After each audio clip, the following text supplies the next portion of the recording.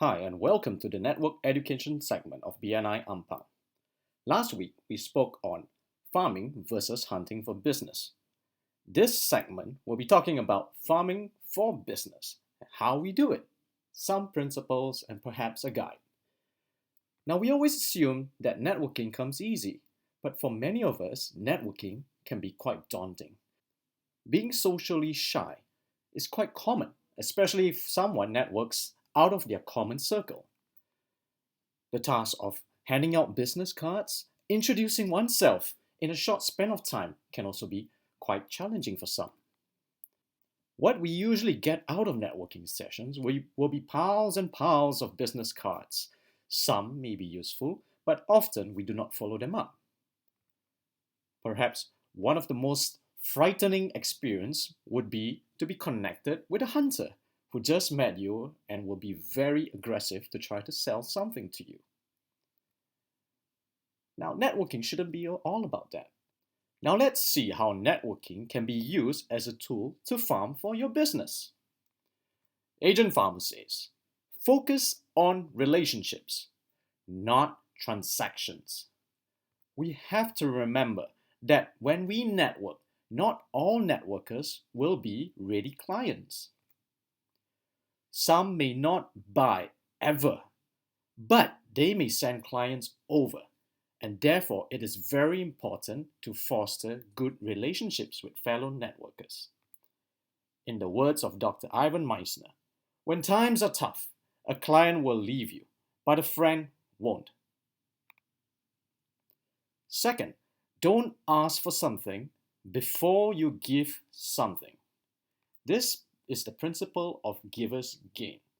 As a business person, let's make it our business to get to know the person. And the whole purpose of getting to know them is not just about trying to sell our business, but to help them. Because the more you help others, they would want to do the same for you. Next, be interested, not just interesting. Networking is something like going on a date.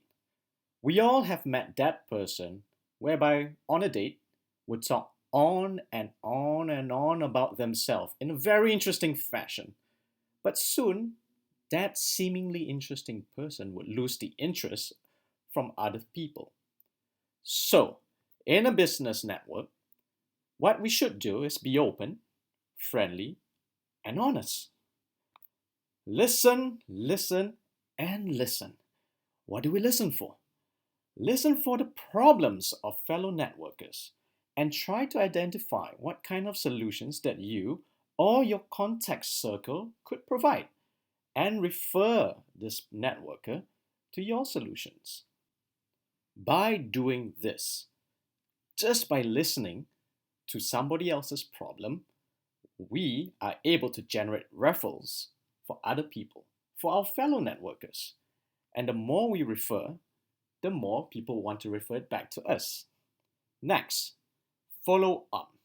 Did you know 79% of leads are never followed up? Your network is useless if you don't maintain it. During your follow-up, don't start selling. This is one of the common mistakes that many networkers do when they have a stack of business cards and when they call to follow up, the first thing they do is try to close the sale.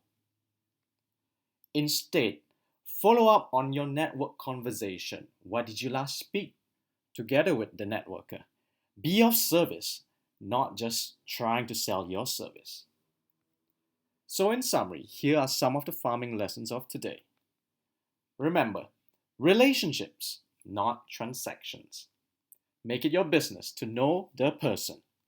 Be interested, not just interesting. Follow up and follow through. And with that, I wish you all the best for farming your business through business networking.